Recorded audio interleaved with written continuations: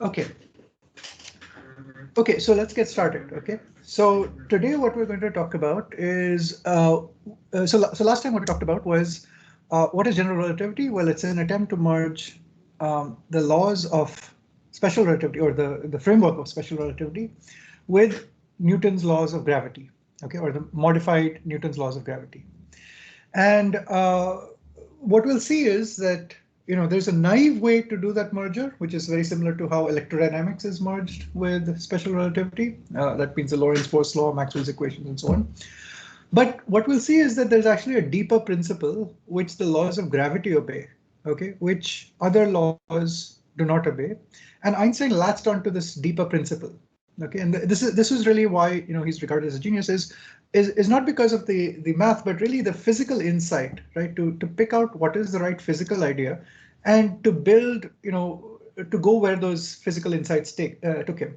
Okay, so what we'll see today is the physical insight is what is called the equivalence principle.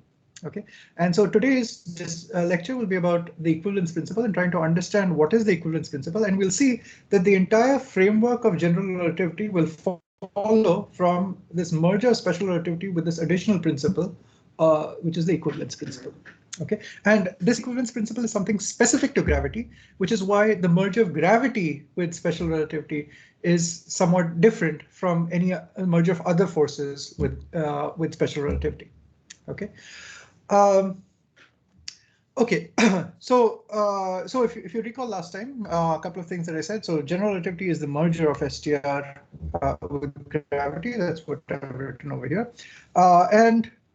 So what we'll talk about is why the merger is needed today. And then we'll discuss some naive attempts at a merger. Okay, that is before you look into some extra principles. Okay, just with the standard principles that you try to use that I kind of sketched out last time.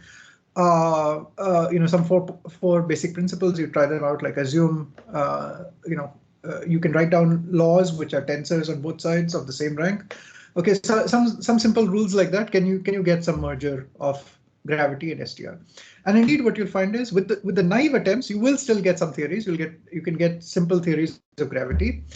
And what we'll see is that when you go beyond these attempts, when you try to apply this new principle, which we'll talk about today, the equivalence principle, what you'll find is that you'll get a new framework. Okay, so the merger is not just a simple merger, but rather it leads to a new framework itself, just in the same way that the principles of special relativity, the constancy of speed of light, and equivalence of physical laws for all inertial observers, led to the new framework of special relativity. Similarly, we'll see that the equivalence principle, which is a new principle needed to describe gravity, when you merge that with the laws of special relativity, you will actually general. That kind of tells merger is that this theory of gravity is a non-linear theory. Okay, so unlike the theories of electromagnetism that we have, which are linear theories, this becomes a non-linear theory. Okay, so we'll discuss what that means as well. Okay. So sorry, can you see my screen? It seems to have hung a little. Yeah, we can see. Yeah, okay, there's a bit of lag. Okay, anyway. Okay, so the goal, as I mentioned before, is the merger of special relativity with Newtonian gravity. Okay, so let's see what that would mean. Okay, so what are the laws of Newtonian gravity that we have to convert to sort of a special relativistic version? Okay, so the simple laws would be, first of all, the law which acts on particles. Okay, the force law. Okay, that is dp dt is the force of gravity, and this force of gravity is like this gmm by r square law. Okay, and we discussed already, right, that you can write that gmm by r square more generally in terms of the gradient of some potential. Okay, so you can write this as some mass of the particle times the gradient of some potential. So this is the law in Newtonian mechanics. Okay, and when you say you want a merger of this with special relativity, what you're looking for is some kind of covariant version of this law. That is, you want something that transforms as, let's say, a 4 vector, like this dp mu by d tau. This is similar to the force law that you expect, the generalized Newton's second law that you expect. What you're really looking for is the right-hand side of this equation. That is, what is the 4-vector force of gravity? Okay, that's the question that we're after. Okay, when you're seeking the generalization of Newton's second law. Okay, so just like you get the Lorentz force, the generalization of the Lorentz force law. Okay, you want something like what is the force law of gravity? Okay, the second thing that you want is gravitational fields, which we're describing in terms of a gravitational potential phi. This gravitational potential is in Newtonian theory. This is sourced by a density. Okay, when you have a mass density, it sources a gravitational potential. Okay, so for example, if I take the density of matter to be some delta function.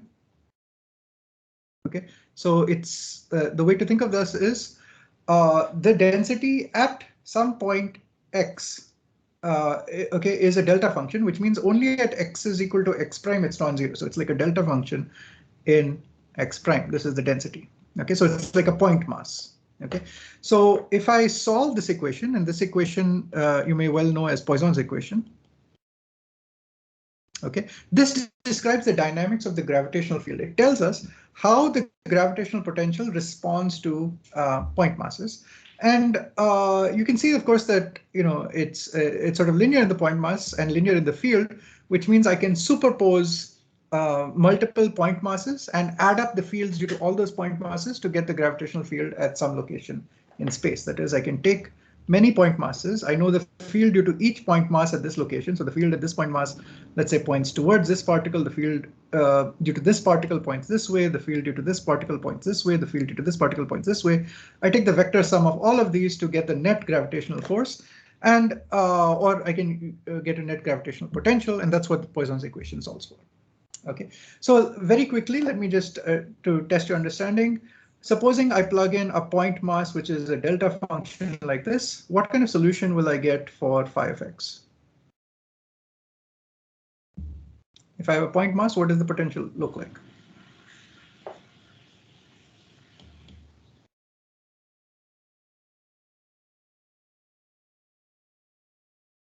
You might remember this from electromagnetism. 1 by r? 1 by r, very good.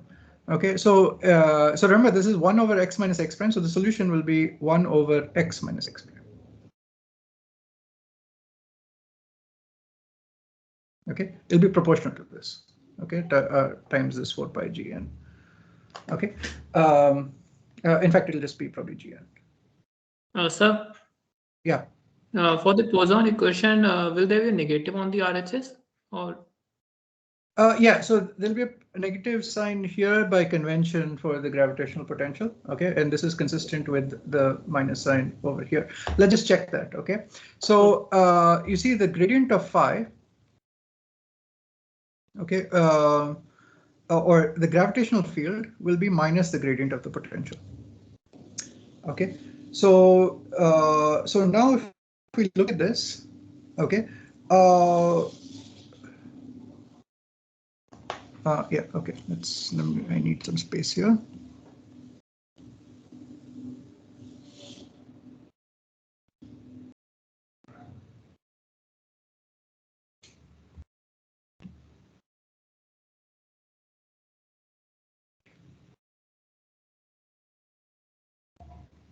Yeah, okay. So so now if I have so the first thing is minus the gradient of phi gives me the gravitational field. Okay, so that a point mass feels a gravitational force, which is m, where m is the mass which this force is acting on, times g bar. Okay, now what I want to know is what is the gravitational field at a particular location. Okay, and what you can see from this equation is that minus del dot grad phi, okay, is equal to 4 pi gn rho m. Okay, this is consistent with what I've written down here. And so this I can write as minus the gradient of, or the divergence of the gravitational field is 4 pi gn rho m. Okay, and you can see compared to Maxwell's equations,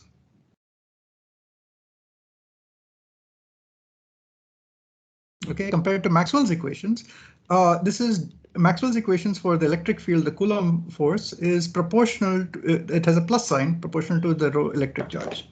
Now we know why this is true, right? The gravitational force is attractive.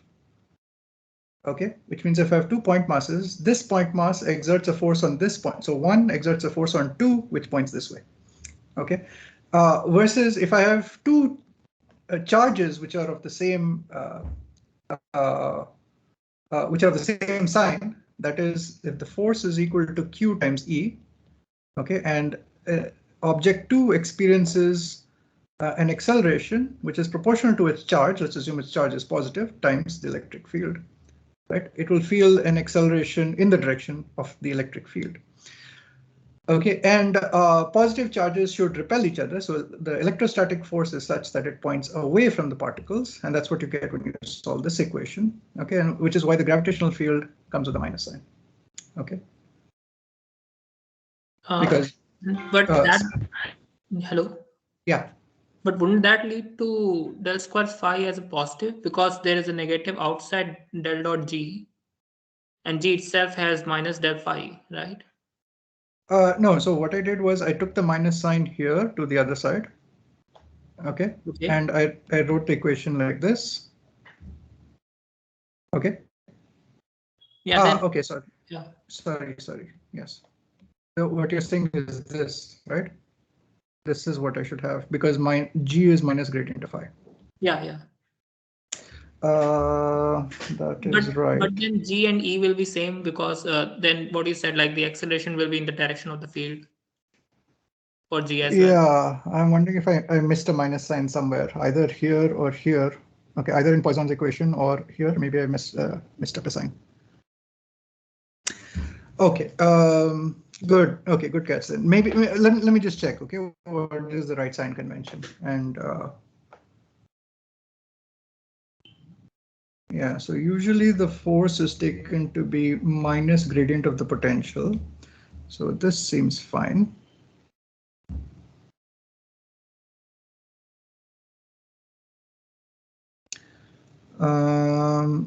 And now what about this quantity? So this of course defines the sign convention for the potential itself. Okay, because I can always choose a phi which is the same as minus phi. But then the question is what happens here? Yeah, indeed. So in Poisson's equation, for the Coulomb law, I should have E is minus the gradient of the the electrostatic potential. And in Coulomb's law, I should have del square phi is rho E, where this is the electrostatic potential. So indeed, maybe for the gravitational law. So it should be plus 4 pi 0. Sorry, should be minus sign. And this should be positive sign.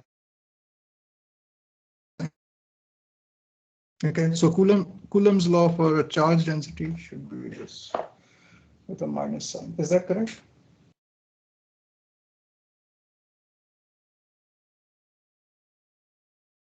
Okay, we can look up the sign conventions later. Okay, but maybe it seems on the face of it that this should have a minus sign in Coulomb's law, and there should be no minus sign here in the Poisson equation for the gravitational field. Okay, they should in any case they should have opposite signs.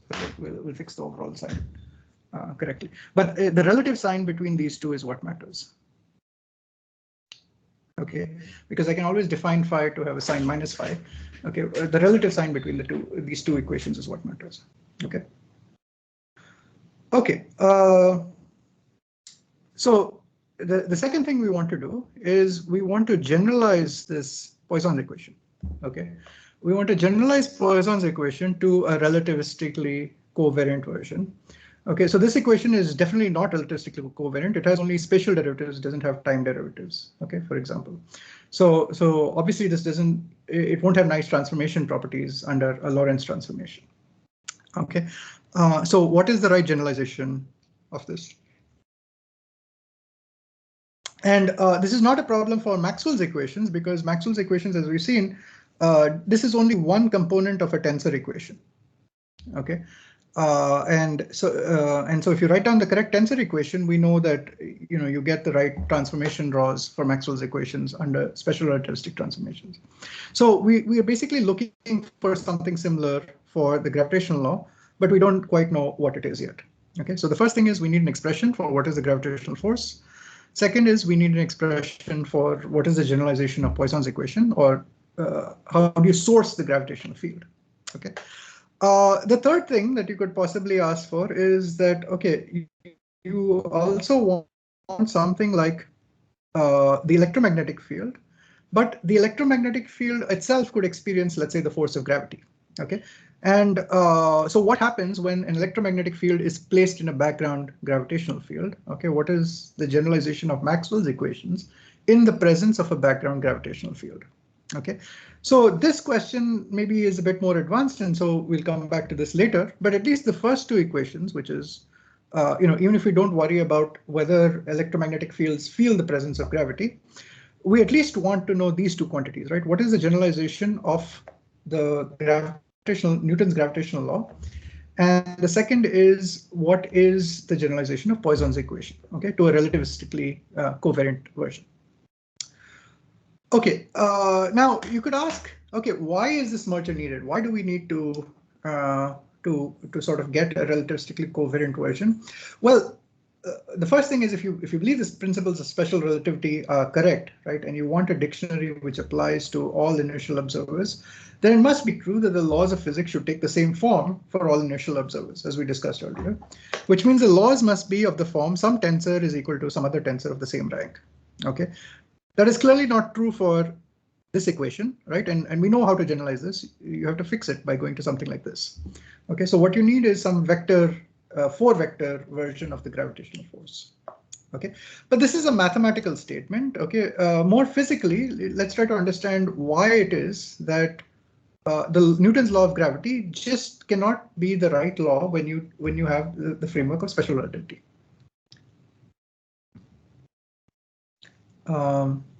Yeah, okay, you can see my screen now, right?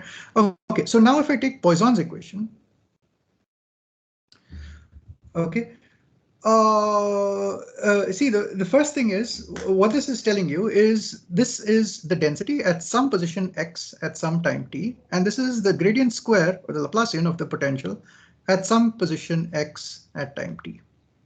Okay, so as we discussed earlier, if the density is non-zero prime, instantaneously there's a gravitational field somewhere far away, which is x, where the gravitational field here falls off as 1 over x minus x prime, which is nothing but, phi falls off as 1 by r. Okay, that's what we're saying. And this is true at any instant of time, which means if I instantaneously move this mass, okay, this point mass somewhere else, instantaneously the gravitational field at this other location should also change. Okay, that's what this equation is telling you. Okay, that is, there's no delay between the response to the mass, okay, or the mass density, and so if I move the mass density, instantaneously the gravitational field must change. That's what this equation is telling you. Okay, so what does that mean? It means that the gravitational potential at the Earth, okay, so we feel the influence of gravity of the sun, okay, and the gravitational potential at the Earth's location is instantaneously affected, okay, by any change in the sun's mass distribution. So for example, if the sun were to collapse on itself and let's say the mass were to change, let's say maybe in a non-spherical way, right, what we're saying is that instantaneously at the Earth, you will feel the effect of that change, okay, of the sun's, let's say, mass distribution changing, okay. But that seems crazy, because if you think about it with the principles of special relativity, light takes 8 minutes to travel from the sun to the Earth. Okay, and we know that in special relativity, if you allow for any effect, okay, which if not light, anything else, which can travel faster than the speed of light, then you would violate causality, okay, because in some reference frames, okay, if you have an event A and an event B, which are space-like separated,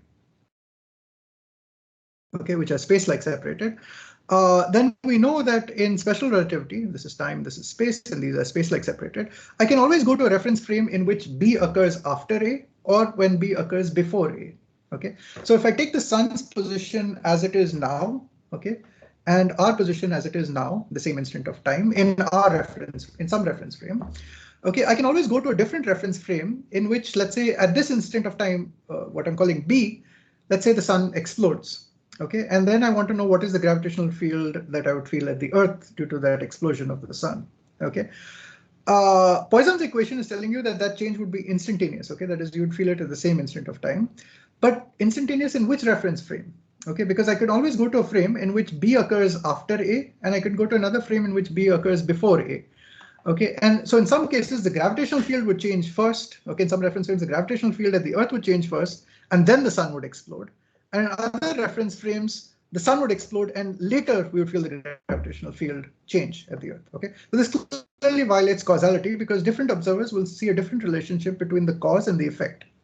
Okay, so from a very physical standpoint, okay, even if you forget about the mathematics of having a tensor on one side equal to a tensor on the other side, okay, it's impossible for a law of nature to have an instantaneous effect, okay, at action at a distance, okay, or this is called spooky action at a distance is how Einstein described it. So it's impossible for that to happen. Okay, that's incompatible with the basic principle of special relativity, which is that information, no kind of information should travel faster than the speed of light. Okay, so this is a very physical reason for why you need a merger of special relativity with Newton's laws. Newton's laws of gravity just cannot be compatible with the principle of special relativity. Okay. Okay, any questions? Hello, sir. Yeah. So why can't we use the concept of retarded potential? You can, but that's not what Poisson's equation tells you. Okay, Poisson's equation, right, is okay. So if you look, for example, at the electromagnetic law,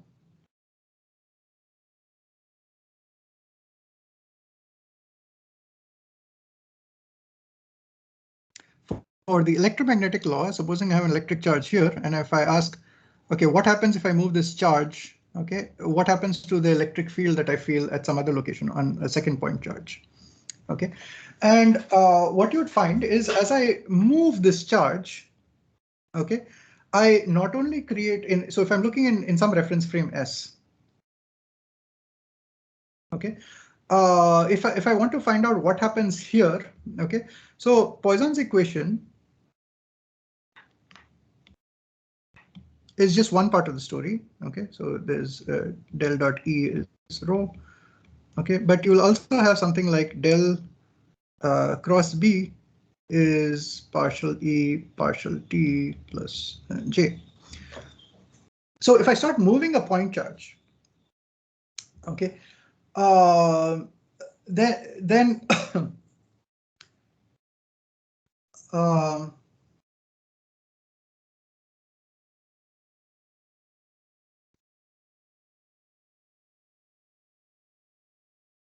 yeah, okay, so okay, you actually have to work out what happens with these equations, but as you pointed out, the correct thing is that what you get is a retarded effect, okay, which means that the force felt by this electron, okay, will only, or the electric field at the location of this electron will only be affected at a time t later, okay, where t is, so suppose this distance is L, t is L by C, okay, there'll be a delay, okay, between moving this electric charge, okay, and feeling the change in the electric field by this electron, okay, there'll be a delay between the two, okay, and you get this by finding the so-called retarded potential, okay. So phi doesn't just depend on, you know, the instantaneous location of this charge, okay, but it also depends on there's sort of a delay, okay, at this location, okay, in feeling this effect.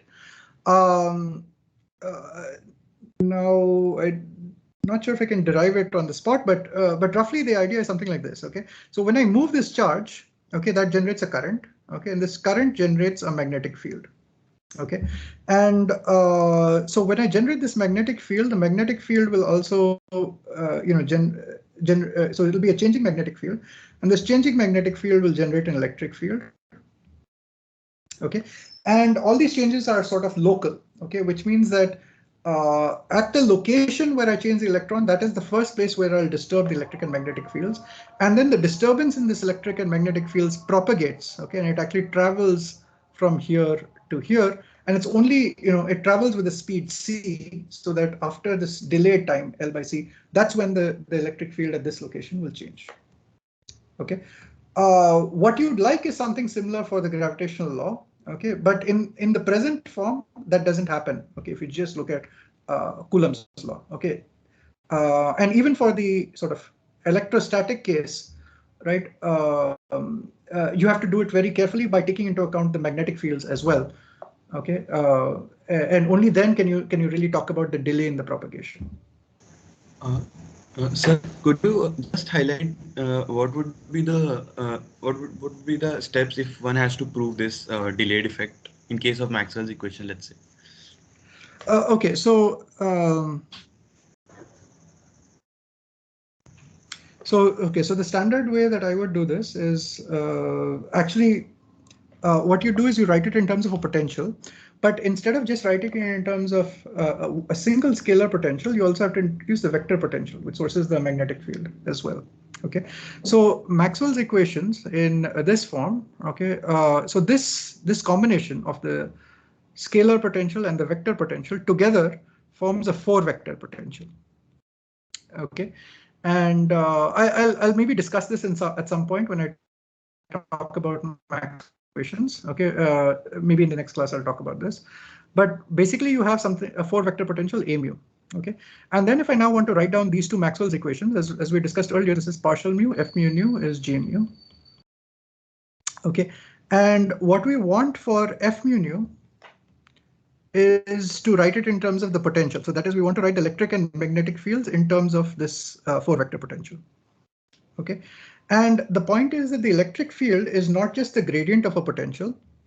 Electric field is not just the gradient of this potential, but it also contains a time derivative of this magnetic potential. Okay, I might be getting some signs wrong again. Okay.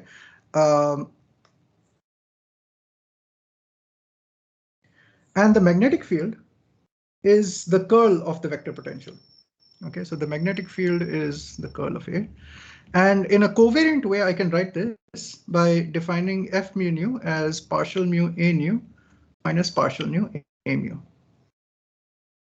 Okay, so this is a covariant way of writing this equation. Okay, and then I can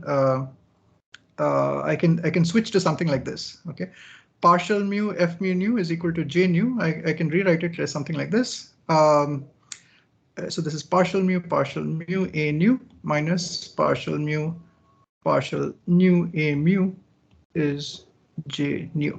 Okay, now there is some freedom called gauge freedom. Okay, when you define these potentials. Okay, and freedom just comes from the fact that, for example, you know that when you have a gradient of phi, I can always add to phi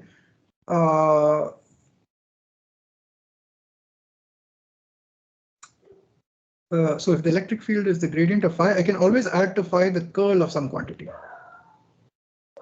Okay, let's call it alpha. Okay, and because the gradient of a curl is 0. Okay, so I can always add this extra piece to phi. Okay, so this is called gauge freedom, which again I'll discuss later. Okay, and so it's possible to go to a gauge where by adding this extra piece to choose the potential such that this condition is satisfied. So if you do this, this term is 0. Okay, and what you get is basically this equation. Okay, so now if I want to find out what is the effect due to, let's say, move. So this is a source. Okay, this J nu is a source. So J nu is a source 1. Yeah. Wouldn't the curl of a vector be a vector object? How then we can't add it to a scalar? If I remember correctly, a gradient was added to the vector potential. Sorry, yes, thank you. It's grade. Sorry, thank you. You're absolutely right. It's the gradient was added to the vector potential, and to phi. The derivative of the parameter dou lambda by dou t. Yeah, okay, sorry, it's a little more tricky than this. The full freedom that you have, okay, because E is defined like this, okay, the full freedom that you have is that to A, you can shift A mu by A mu plus D mu alpha. Okay, so what this means is that phi shifts to phi plus the time derivative of some alpha, where alpha is a scalar function, and the vector potential is indeed, has been pointed out, is vector plus the gradient of alpha. Okay, so it's this combination of things that you do together, and when you apply this combination together,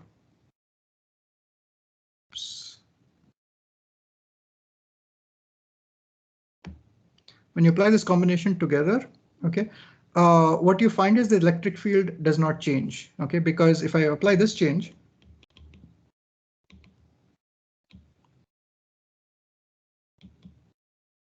the extra piece that I get from adding this just cancels out between these two terms. Okay, what I will get is partial mu.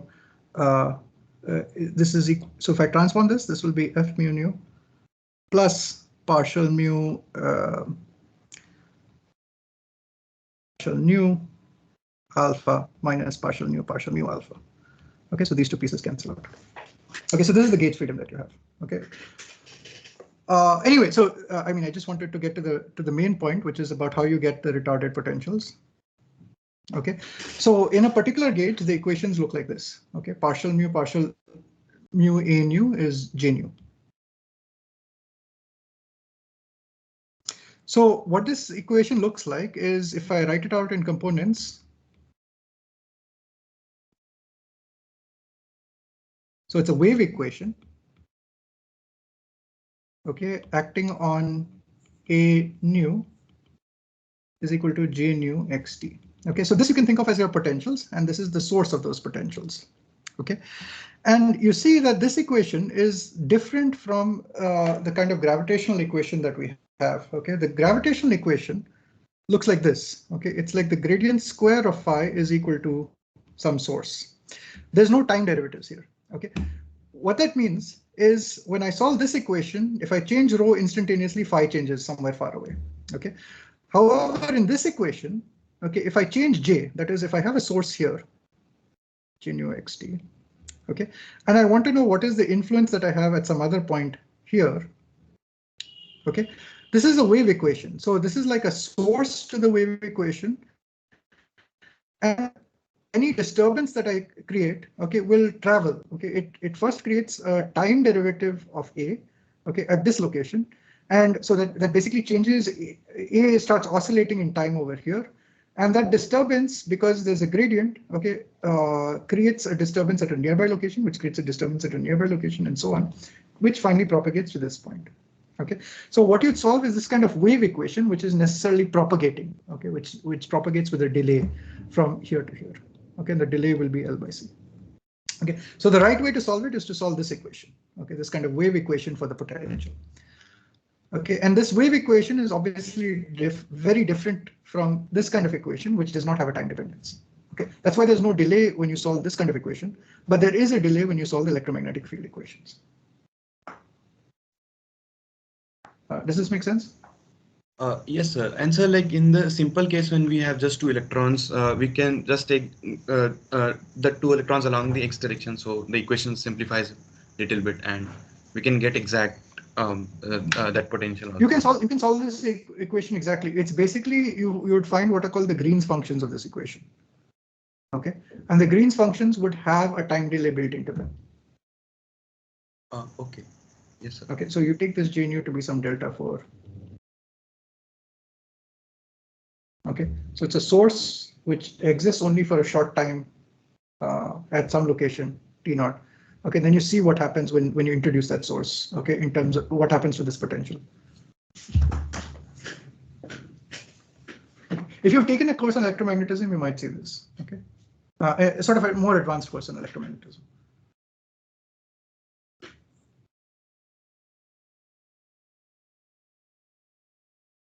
Okay, good. That was a very good question. Okay. Okay. So now let's let's come to trying to get. Yeah, sorry. There's another question, Bharat. Yes, sir. Just to actually, I wanted a little bit clarification on the dot asked earlier that why can't we postulate that in that experimentally the time dependence was not seen in gravity because we were looking at the steady state solution and then we add the retarded potentials. Is it because Yeah, so experimentally you from have to planetary modify the equation. Otherwise, if you don't modify this equation, there is no retarded potential. Okay, so you have to modify the Poisson equation. Yeah, so if you just to replace del square by box square. Yeah, that we'll see that is one of the naive attempts to merge. So that is a modification of the equation, and that's the simplest thing you can do. Okay, sir.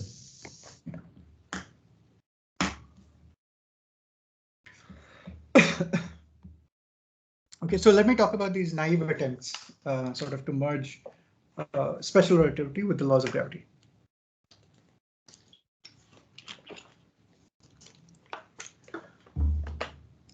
Okay, so for the naive attempts at a merger, okay, what you try to do is, again, let's just outline the principles that I told you about last time. Okay, so the key thing, okay, the really key thing is you still have to make one guess, okay, which is what is the tensorial form of the gravitational field, right? Like in the last class, there's this question: how do I know that the electric and magnetic fields arrange themselves into a tensor? The answer is you don't. Okay, you have to guess that law correctly.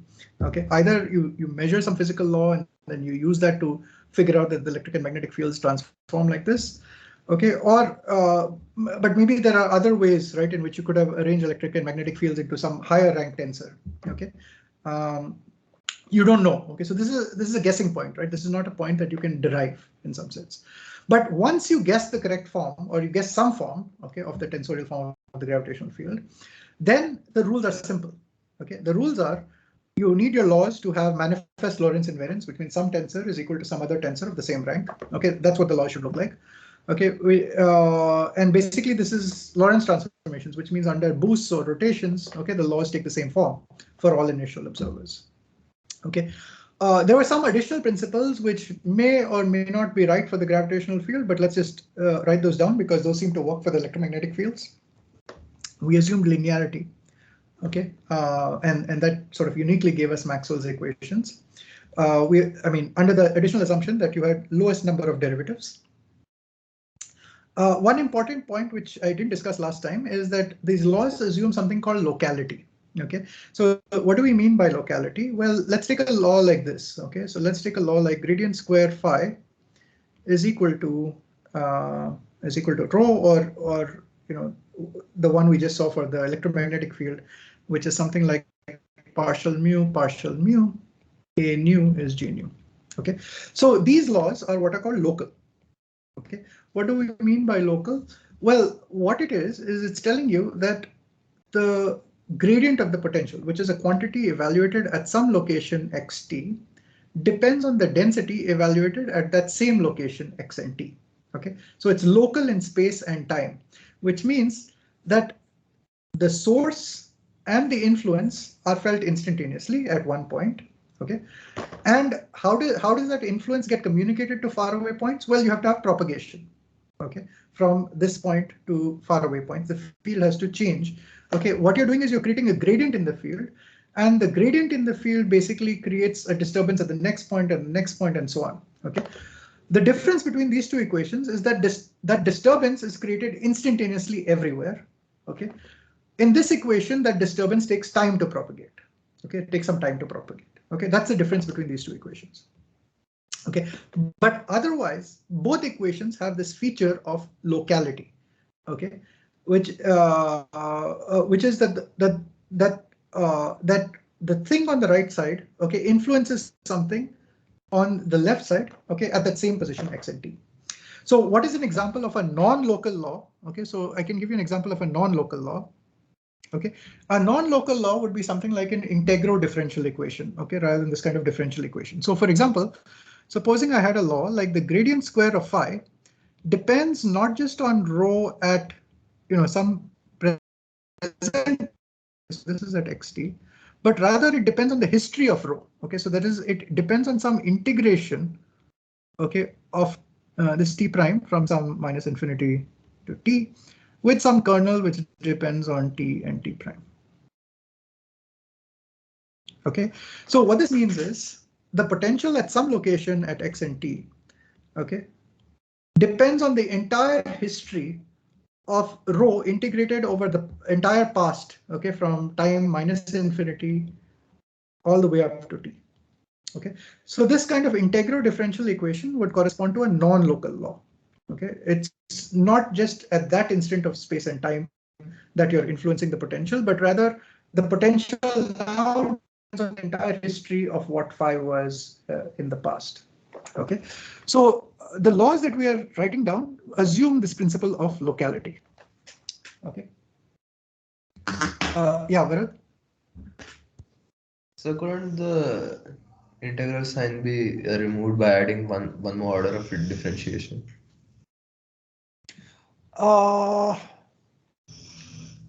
Suppose that we have like the field, the past has a sort of exponential decay sort of influence on the present. Then if you add one more order and introduce another field, that could be used to explain it while keeping it local.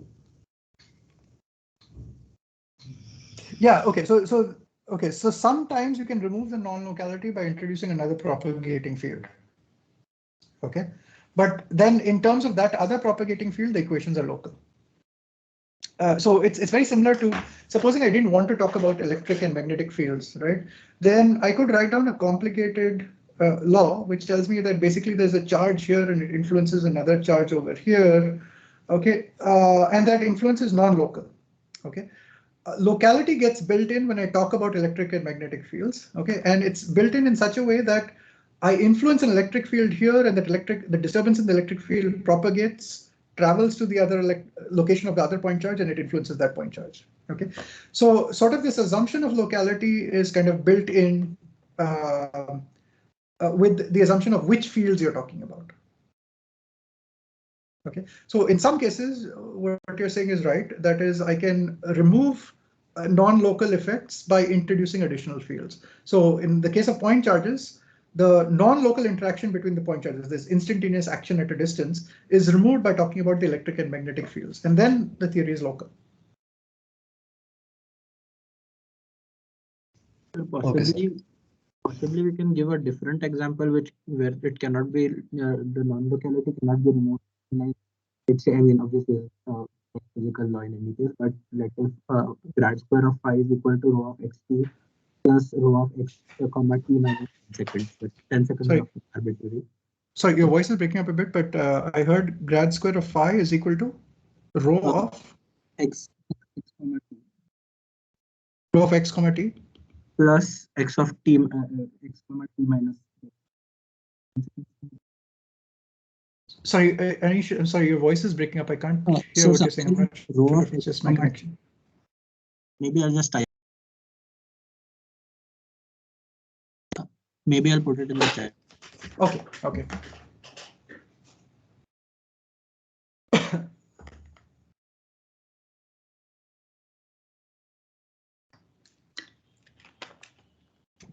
Okay, till then, let me just say one more thing. So another principle that we assume is the principle of homogeneity, okay, which means that the laws are invariant not just under rotations and boosts, but also under translation invariance, okay? That is the law at some my origin, okay, if I shift it. So the homogeneity is built in, okay? This is what we expect for the laws of special relativity. Okay, so these are kind of like our basic principles, okay, which we will try to use to build some naive guess of what should be the merger of gravity with special relativity. Okay, so let me just look at what Anish has put in the chat. So grad square of phi is equal to rho of xt plus rho of x t minus t naught.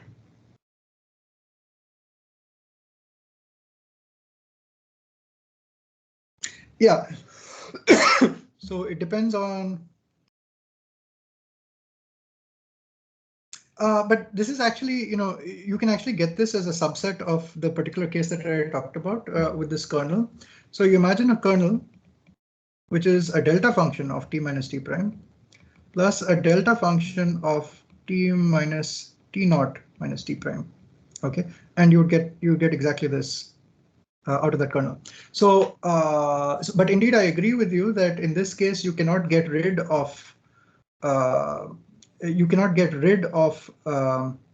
this non-locality by introducing an extra field. And in general, for most kernels, you cannot get rid of the non-locality just by introducing extra fields. So if I'm in. Yeah, go ahead, Varun. I know it will sound like a very over-engineered solution, but if you were to like presume a continuum of fields instead of like electricity and magnetism being two discrete fields, if you were to imagine a continuum of fields and rho causes like suppose it has this like special parameter which is from 0 to 2 and rho starts an impulse at 0, it travels along the continuum with the special parameter and we then yeah then we state that that phi depends on rho and the continuum field indexed by the special parameter 2. So it's when it's sort of traveling, it's sort of yeah. So an It's sort infinite of number of fields is what you're suggesting, right? yeah. It will be a lot, but might be possible. Might be possible. I'm not sure if it can be done for every kernel, but yeah.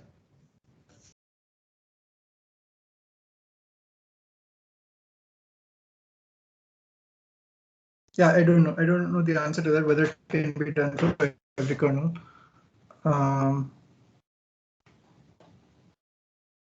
Yeah. By the way, all these questions, right? I mean, it might seem like a big abstraction, but I just want to say that if you're interested in learning about, field theory or quantum field theory, all these principles that I'm outlining here are actually the principles that we use to build theories of what is called the standard model of particle physics. Okay. And in fact, if you don't talk about gravity, these principles are exactly the principles that you would use in the spirit of what is called effective field theory. So they can be used to build what is called the standard model of particle physics under the assumption of what are the fields. Okay, if you know what is the tensor structure of different fields, you can use this to build theories. Okay. And in fact, given this plus a few additional principles, which I won't talk about, okay, like this gauge symmetry principle, you can actually sort of build these theories almost uniquely. Okay, so you can build the entire what is called standard model of particle physics, which describes all known interactions in nature other than the laws of gravity. Okay, using just these principles. So these principles are actually tested and work extremely well. Okay, what is interesting is that when you try to apply them to the laws of gravity, it seems like gravity has some additional principles which come into play. Okay. So these are not just abstract discussions which are just relevant for this course. It's important quantum field theory if you intend to study it. Yeah, sorry, go ahead. Sir, like you have defined del square phi, and any time correlated function we can use like there you have some density function, then some kernel, and I mean, can we define these kernel and not just the Dirac function, just general cases? And Yeah, any you can, time correlated function, we can we consider any type of time correlated function? You could imagine a Gaussian, let's say. Okay, something like this. This could be a kernel. So there's a time delay, and this time delay is sort of spread out in the sense that influences which are further than sigma away are less important. Okay, and the limit sigma goes to 0, this becomes a Dirac delta function, and it's basically the influences only it becomes a local theory.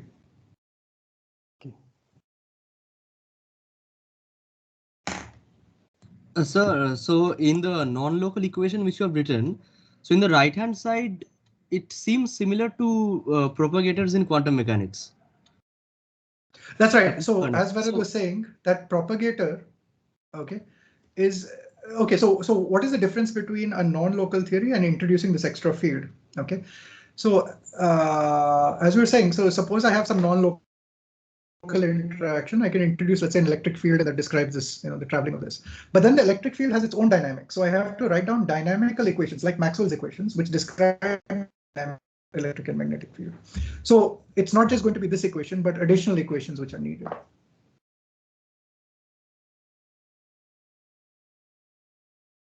Sorry, I mean, I cut you off. If you had some, maybe you're asking something else. No, I was asking that this form on the right hand side is similar to the propagated equation in quantum mechanics. That's right. So what I was saying is that propagator represents the propagation of the electromagnetic field. OK, and if I want to interpret that propagator as really the propagation of the electromagnetic field, I need to introduce the dynamics of that electromagnetic field, which means I need to introduce Maxwell's equations also. okay, right.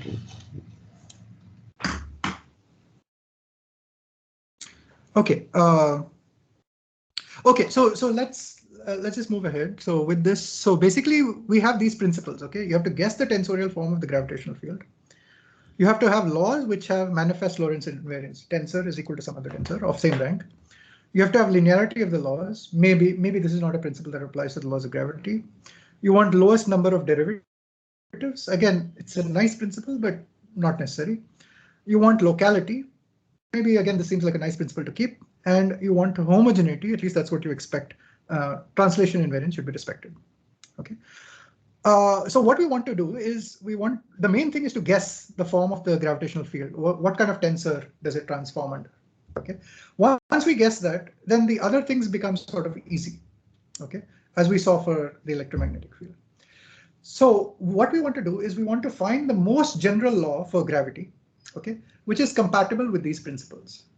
Okay, and then one simple additional check is if at low speeds, that is for speeds much less than the speed of light, does that modified law of gravity, does it effectively just give rise to the original Newton's laws? Okay, just like the Lorentz force law, if I'm at very low speeds, looks similar to what I expect in a non-relativistic theory.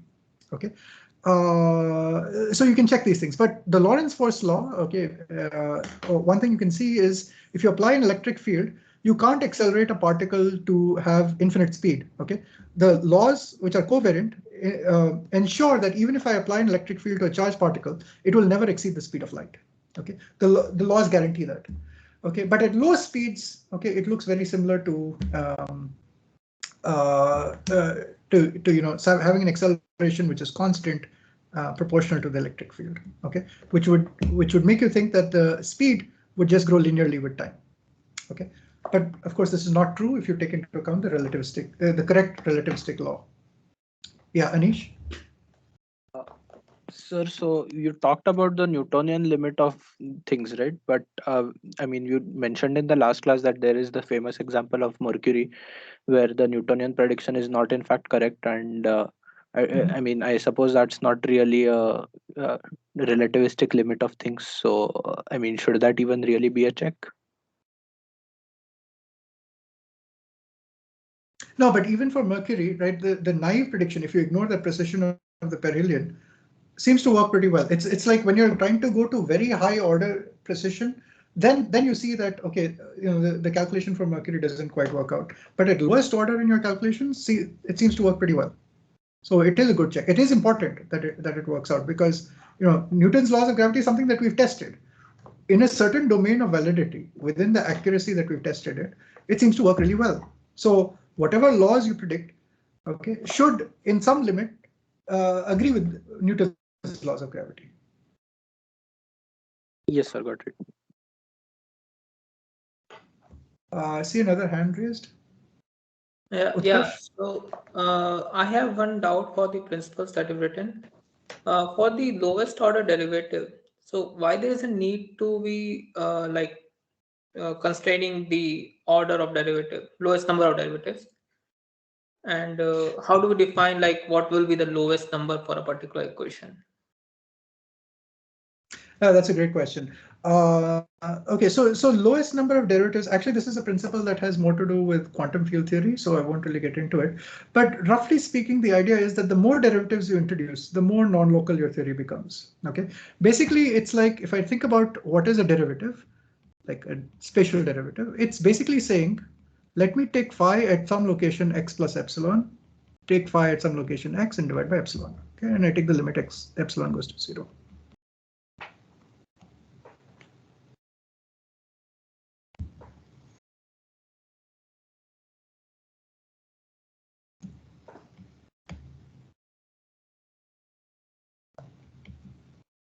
Okay, this is partial xy.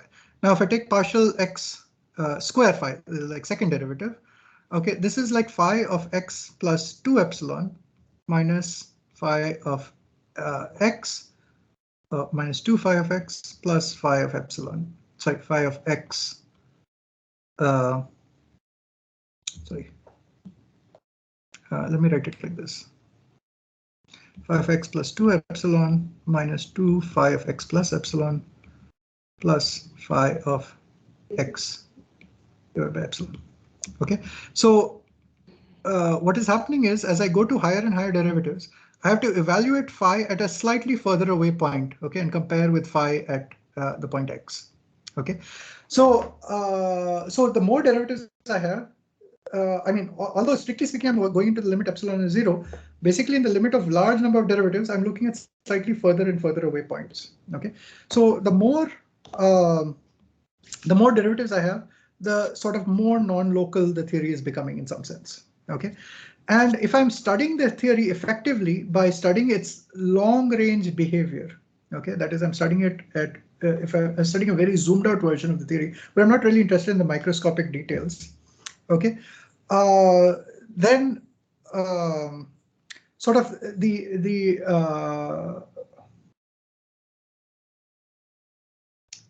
the most important effects will be due to the single derivatives, okay, or the lowest order of derivatives. Okay.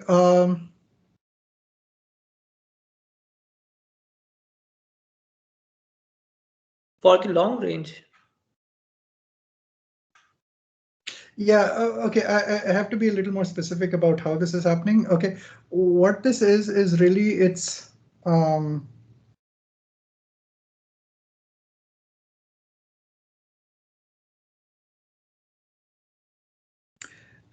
yeah, okay. So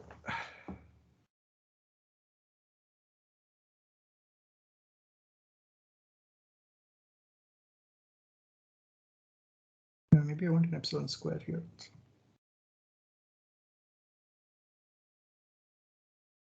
Yeah, okay, so let me put it like this, okay. So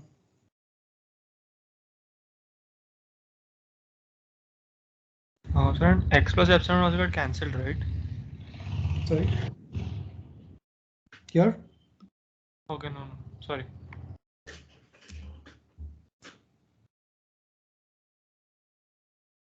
Yeah, okay. I'm not sure if I can reconstruct the argument. I mean, the argument I think of is in the context of quantum field theory. Yes, I agree. It sounds a bit counterintuitive that higher derivatives, which seems like a more non-local effect, at long distances actually become unimportant. So I think it can be sort of attributed to Occam's razor. Like if you have an initial value problem, we need 5 pieces of information for a fifth order derivative theory instead of lower derivative theory. So just to cut down the number of no, there's actually a more rigorous statement than that.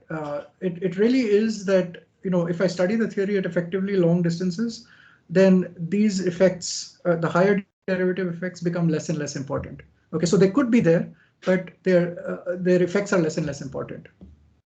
Okay, so maybe if I go to a very high precision, then maybe I need to take into account those effects. Okay. Maybe I'll try to reconstruct this argument in a later class. Okay, about the order of derivatives. So potentially one argument I can see is that if you have a, I mean, like hypothetically, let's say you have a quote unquote correct theory, and then you just let's say take time derivatives on both sides, that would also be a correct equation that describes the system, but that's not in some sense the situation. You would like to avoid solutions sort of like that. No, actually, so what I'm getting at is something like this. Okay, so supposing I have this theory. Okay, so let's say just take Newtonian theory like this. But imagine that I added something like a jerk parameter. Okay, so this is like an acceleration. This is a jerk.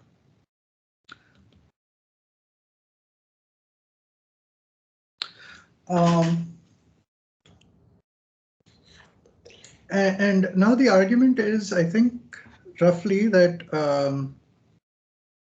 yeah, so I need to introduce a time scale here. Okay, so when I do this, I need to introduce a time scale. So this has to become this is a parameter of my theory. Okay, and now the claim is that if I study the theory on time scales which are much greater than this parameter of the theory, okay, then roughly this is like some characteristic length scale over that time scale. This is the characteristic length scale over some time scale. Okay, time scale cube, time scale square. But now the time scale that I'm studying is much greater than this time scale t naught. Okay, and so roughly speaking, this term is relatively unimportant compared to this term. So the higher derivative theories or the higher derivative corrections are sort of unimportant. Okay, that's the rough argument that you make. Yeah, understood. Yeah.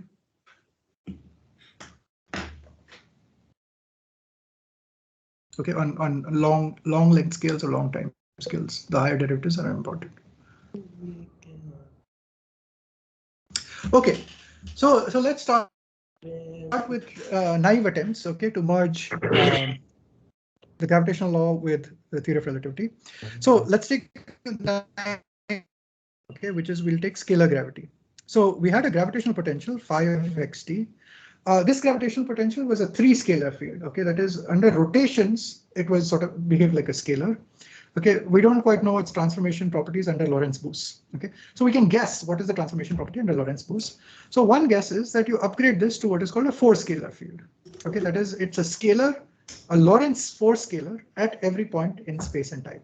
Okay, that is what we mean by a 4-scalar field. So there's a difference between these two things. Okay, I hope you appreciate the difference between a 3-scalar and a 4-scalar. Okay, 3-scalar is invariant under rotations, 4-scalar is invariant under rotations and Bus.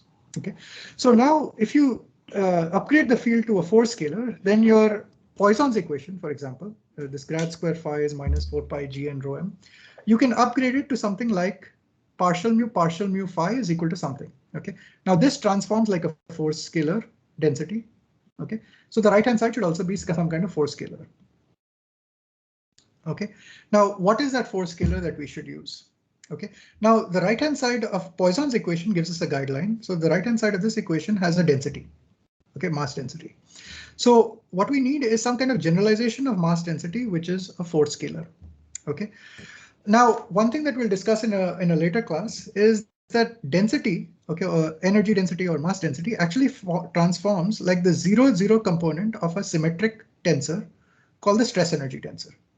Okay, so if you were to naively look at this, the right hand side of this equation transforms like the 0 component of an of a tensor, of a 4 tensor. And so one naive guess would be that let me take my equation to be partial mu phi. Okay, and on the right hand side, let me take the trace of this tensor. So what do I mean by trace? Let's take t mu nu, eta mu nu. Okay, and which you can define as, this is effectively, you can think of this as lowering this new index. It becomes t mu mu. Okay, that's what we have over here. Okay, so this is minus 4 pi g t mu mu. Okay, so this is a naive guess for, this is a guess for a relativistic generalization of Poisson's equation. Okay, similarly, you could also make a guess for Newton's force law. So dp dt is minus m gradient of phi. What is the generalization? Well, dp mu d tau, that's the simple generalization we've seen even for the Lorentz force law. What we need for the right hand side could be something like minus m partial mu phi. Okay, this is also a guess. Okay, but both these guesses seem quite reasonable. Okay, so so under the simple assumption that we have a 4-scalar field, okay, this is the simplest guess that you can make for the left hand side of the equation. And the right hand side of this equation, well, if you knew that this rho m is a component of the stress energy tensor, okay, you could easily guess what the right hand side is. Okay, and similarly, this is also easy to guess. Okay, this is the simplest right hand side that you can have, which transforms like a 4 vector. Okay, so this seems very simple. Okay, and mathematically, this theory is perfectly self-consistent. Okay, in fact, it reduces to Newton's laws for low speeds. Okay, so this is a self-consistent theory. Okay, which could be basically version of gravity that is compatible with the laws of special relativity. Okay. There's only one problem with this theory is that it's not the right law of nature. Okay, it's a mathematically consistent theory. It's just not the right theory of nature. There are experimental predictions which this theory either does not make, which have been observed. Okay, for example, the bending of light in gravitational fields and so on. Okay, so so this theory doesn't predict such things. Okay, so this theory is ruled out on empirical grounds, not because it's mathematically inconsistent. This is perfectly consistent with our principles that we've laid out. Okay, so within the principles that we've laid out, if we had guessed that the generalization of 5xt is to a 4 scalar 5xt, okay, maybe I should use a different symbol for it. Okay, then this is sort of like the simplest theory we could guess. It's a perfectly consistent theory. It gives you Newton's laws and the low energy limit. It's just not the right theory of nature. Bharat? So what, if you're ruling it out based on things such as the curvature of light, then why is it known that gravitational effects should be the cause for it? Thus, we are ruling out this theory of gravitation rather than introducing another theory. Yeah, so you can introduce additional corrections.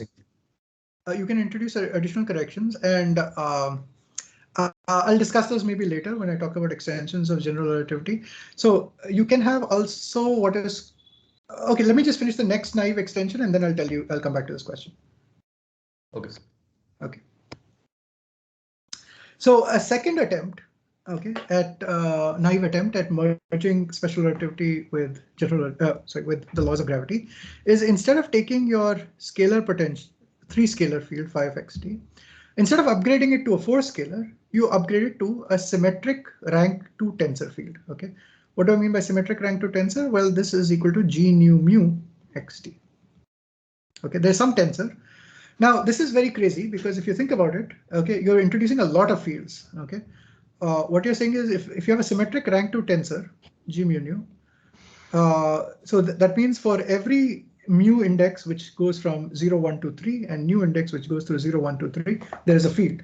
Okay, that's a tensor field, and it's symmetric, which means that the diagonal components and the upper diagonal components are unique.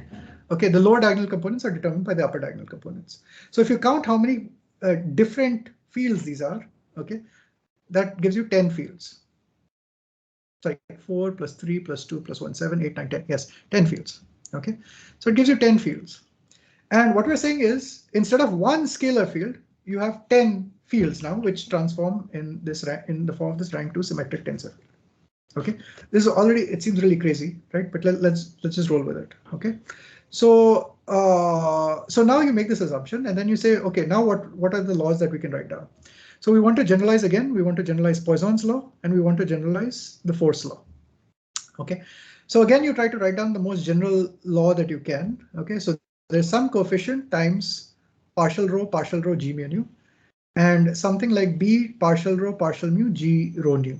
Okay, and the right hand side, well, the right hand side is now simpler to work with because we know that this transforms as a 0, 0 component of some tensor. So we'll just write that entire tensor on this side as t b nu. So this right hand side is a symmetric rank 2 tensor. And this is also a symmetric rank 2 tensor. To make it symmetric, I need to be a little more careful. Okay, I need to strictly add a term like partial rho partial nu g rho mu. Okay, but and this coefficient has to be the same so that these two together under an exchange of mu nu. Okay, this stays the same, and this is obviously symmetric because g mu nu is symmetric.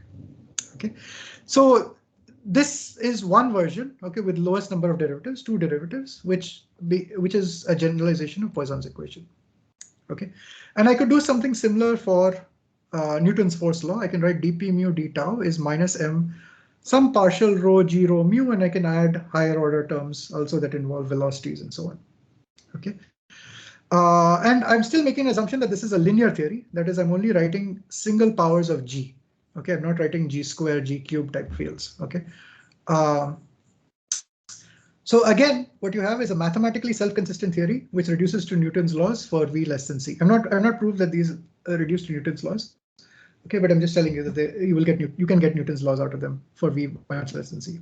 Okay. So this is another naive approximation, another naive guess for the correct law of gravity merged with special relativity. And in fact, it turns out that these equations are actually correct. Okay, in a certain approximation, they are equivalent to what we'll see is Einstein's general theory of relativity.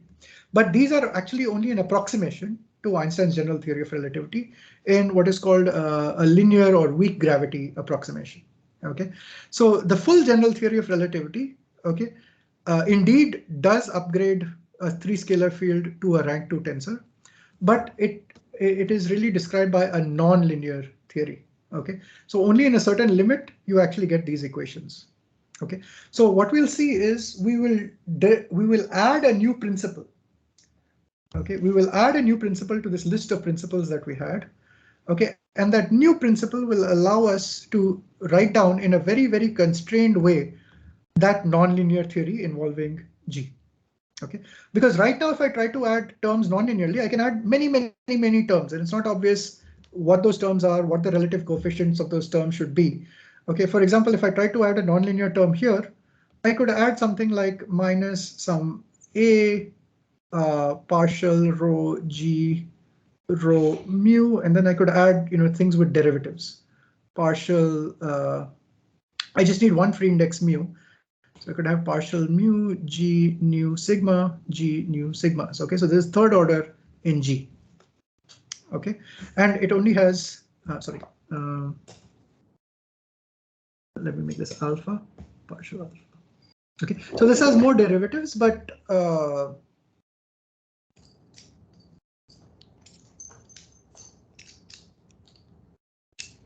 yeah, okay. Anyway, so I mean, the point was about nonlinearity, which is that I can introduce more powers of G. Okay, and it's not obvious what coefficient I should put here, or in general, if I have many different terms, what those relative coefficients should be. Okay, but what we'll see is that when we introduce a new principle, okay, which is this equivalence principle, it will sort of very strongly, just like special relativity is very restrictive in the form of what you can write on the right-hand side of this equation.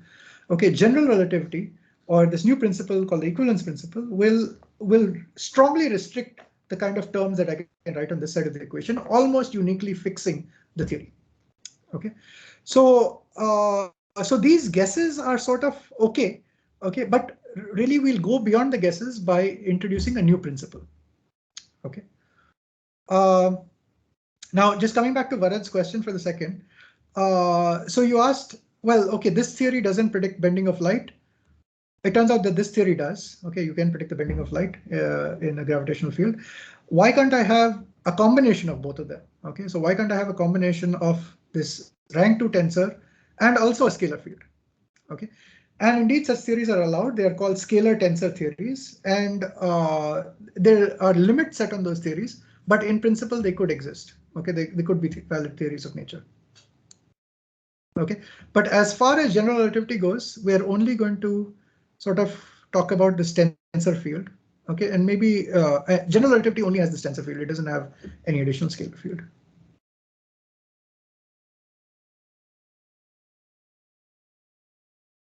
Okay.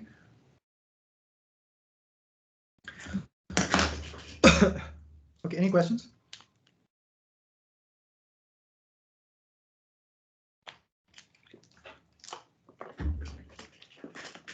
All right, so now in the last few minutes that I have, let me tell you about how we'll go beyond just these naive principles and these naive attempts.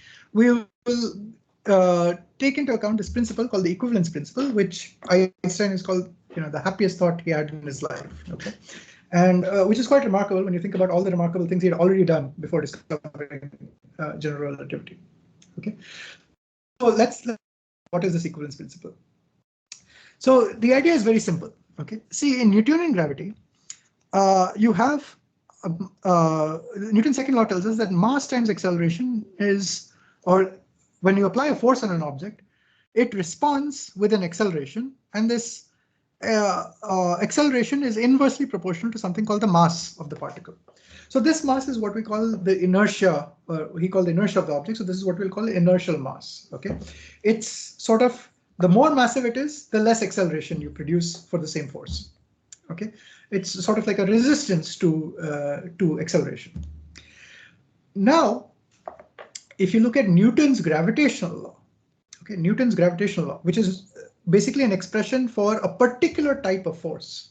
Okay, this particular type of force, the claim is that the force felt by an object is proportional to a mass, here we'll call it the gravitational mass, times the gravitational field, g bar. Okay, so something is producing a gravitational field at our location, but the force that you feel depends on your gravitational mass. Okay, so we'll write it as some minus m grav times the gradient of subscalar potential. Now, the simple observation that Einstein made, which I mean many people had made before as well, is that the inertial mass, which is sort of the resistance to acceleration when you apply an external force, is the same as the gravitational mass. That is, the force that you feel due to a gravitational field is proportional to some constant. That constant is the same as the inertial mass. Okay. Now, this is not true for other forces, right? For example, if you take the Lorentz force law, the force due to an electric and magnetic field that a point mass feels is proportional to an electric charge. Okay, it's not proportional to the mass of the object. Okay, so Q is the electric charge, and this electric charge can be completely different from the mass. Okay, and different objects can have the same inertial mass but yet have different electric charges. But as far as gravitational forces go, okay, the force of gravity that any object feels is always proportional to the mass of the object. Okay, in fact, this is a law that has been tested to very high degree of precision. Okay, for many objects. You might have seen these videos on YouTube. If not, I'll show them to you. I mean, this goes back to Galileo, right? Galileo dropping bowling balls and maybe tennis balls off the Leaning Tower of Pisa and seeing that both fall at the same rate. Okay, because if the inertial mass and the gravitational mass are the same, okay, it means in a gravitational field, every object will fall at the same rate. Okay, it doesn't matter what the mass of the object is. Okay, the mass, there's something special about these gravitational forces, which will lead to an acceleration, which only depends on the gravitational field. So if I write this as m grav times g, okay, the acceleration that you feel will only be proportional to g. Okay, it won't depend on the mass of the object. So all objects, regardless of their mass, will fall at the same rate in a gravitational field. Okay, and this seems completely counterintuitive, right? Because you think, well, when Galileo did his experiments, people thought that this doesn't make any sense because we know that feathers fall at a different rate than bowling balls. Okay, but yet if you do this in vacuum where there's no air resistance, a feather and a bowling ball fall at exactly the same rate. Okay, and indeed this experiment has actually been done. You can find a nice video of a feather and a bowling ball inside a vacuum chamber falling at exactly the same rate. Okay, so it's beautiful that you can test this equality of the inertial mass and gravitational mass, and of course this is just for demonstration, but it has been tested in much later experiments. Okay, even after the general theory of relativity was proposed. Okay, so there's clearly something special about gravitational forces, so that the gravitational force is somehow proportional to this inertial mass. Okay. Now, there is another class of forces, not gravitational forces, okay, or not what we think of as gravitational forces conventionally, which are also proportional to inertial mass. Okay, and what are these additional, what are these other forces? Well, those are pseudo forces. Okay, there are what we think of as fictitious forces that are introduced by the fact that we are in a non-inertial frame of reference. Okay, these are forces that arise in a non-inertial frame of reference.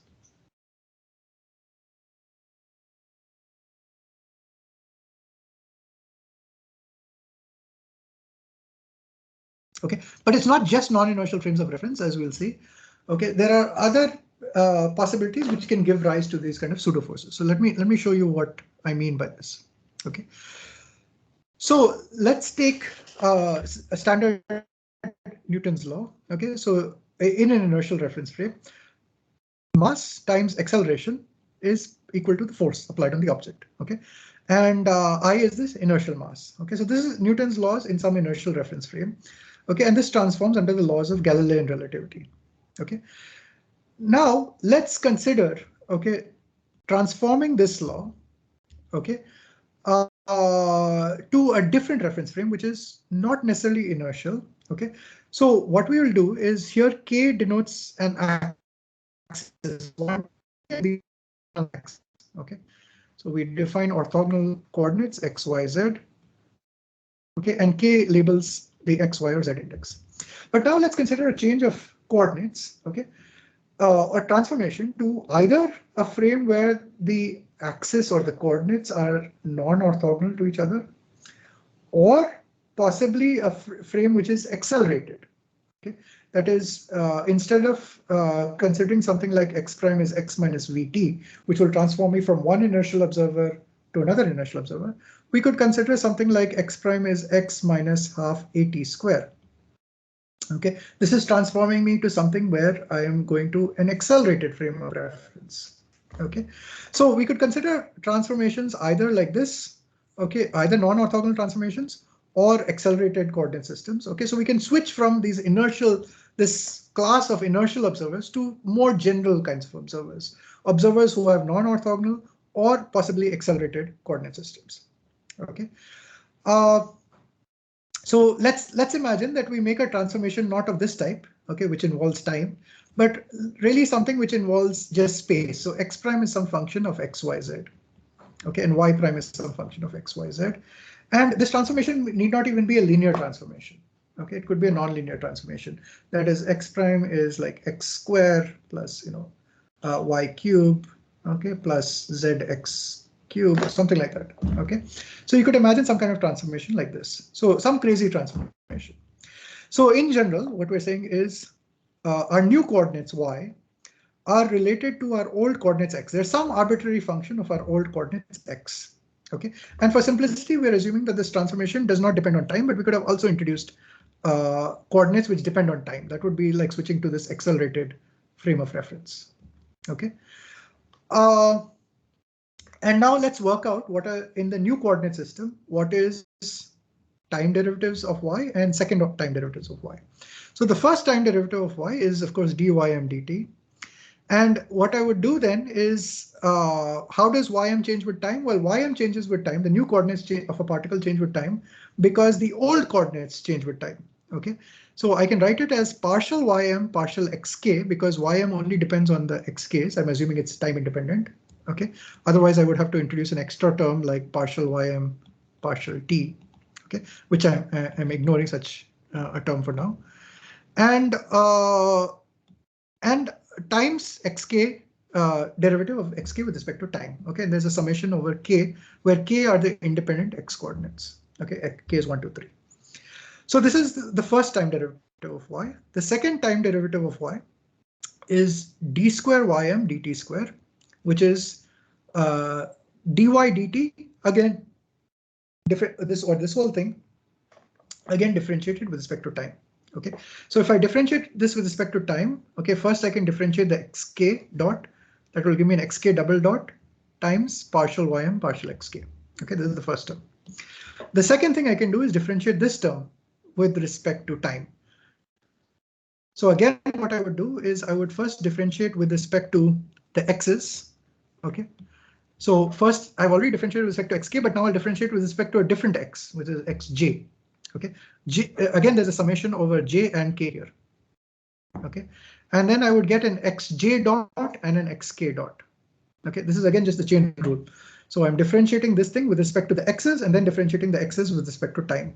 And this time when I'm differentiating with respect to x's, I denote the index of the x that I'm differentiating with respect to by this j. Okay, is this mathematical manipulation clear? Yeah.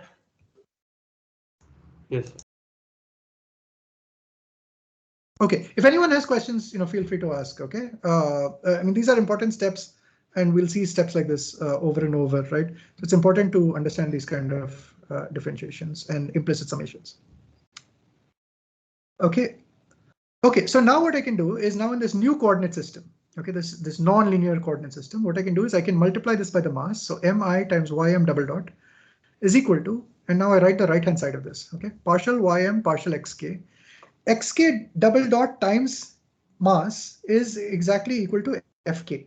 Okay, that's the law in the inertial reference frame. So I'll just write fk over here. Okay, but now I have this additional term, which is mi times this quantity. Mi times partial square ym partial xj partial xk xj dot xk dot. Okay, so this is the new Newton's second law.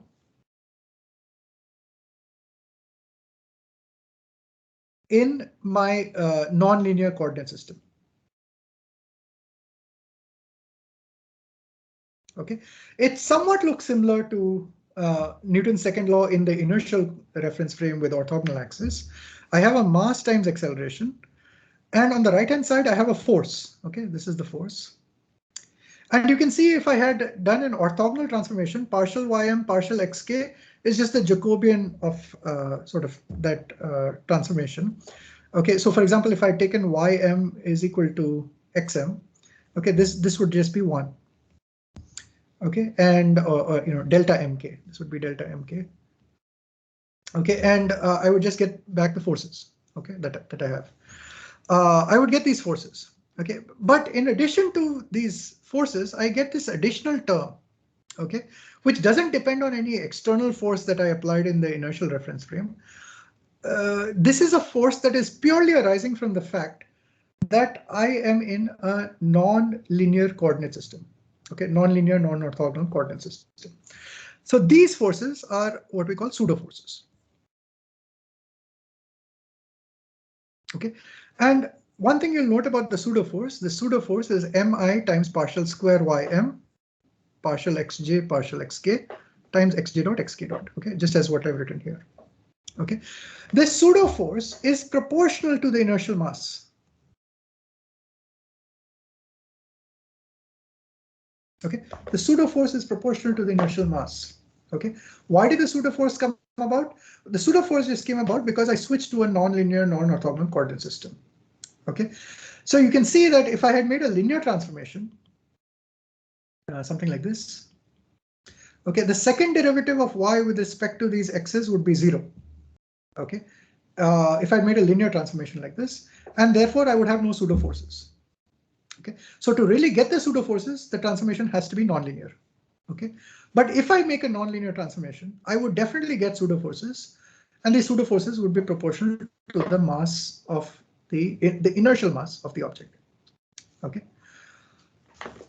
so and similarly, this is something that you probably already know, but if I switch to a non-inertial reference frame, okay, that is if I go to a frame where x prime is equal to x minus half at square, so I transform to this in this way. Okay, then again, once again, for time dependent, okay, that is accelerating non-inertial observers, okay, you will get a pseudo force which is proportional to the inertial mass. Okay, so as anticipated, Newton's laws do not take the same form in the accelerated coordinate systems. In the accelerated coordinate systems or non-linear, non-orthogonal coordinate systems, Newton's laws do not take the same form. You get extra pseudo forces. Okay, you get these extra pseudo forces. Okay, and that's how we distinguish between inertial reference frames and non-inertial reference frames.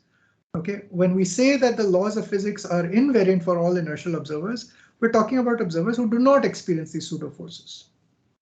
Okay. Yeah, Vikram Singh, you have a question?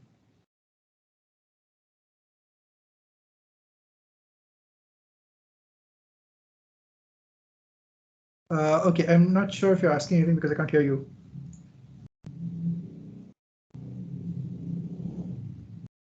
Okay, I'm just going to move on. But if you have a question and you want to unmute at some point, feel free to ask. Okay. Okay. So, so the fact that non-inertial or these non-linear, non-orthogonal coordinate system observers, the fact that these observers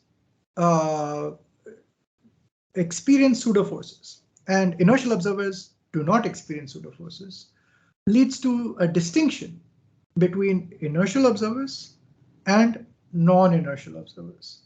There appears to be this dichotomy, and Einstein's laws or Galilean relativity is all centered about talking about inertial observers and the laws that inertial observers experience and how to translate observations between two different inertial observers.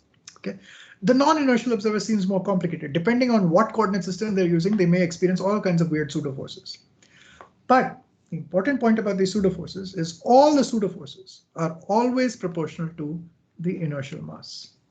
Okay, just like the gravitational forces are proportional to the inertial mass, pseudo forces are also proportional to the inertial mass. Okay, so now we'll come to Einstein's deep insight. Okay, so he noticed these two things. Okay, pseudo forces are seen due to either non-linear, non-orthogonal transformations, or alternatively accelerated coordinate systems. Okay, and the pseudo forces are always proportional to the inertial mass. Second observation is that gravitational forces are also proportional to inertial mass. Okay, so here is the principle.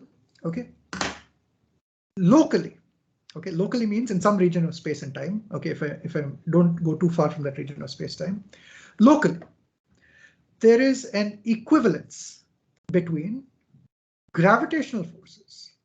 Okay, the forces of gravity experienced by an observer, and the pseudo forces experienced by accelerating observers. When I say accelerating here, I either mean non-inertial reference frame by going to an accelerating reference frame, or equivalent, or alternatively, a non-linearly transformed coordinate system with respect to inertial observers with an orthogonal coordinate system.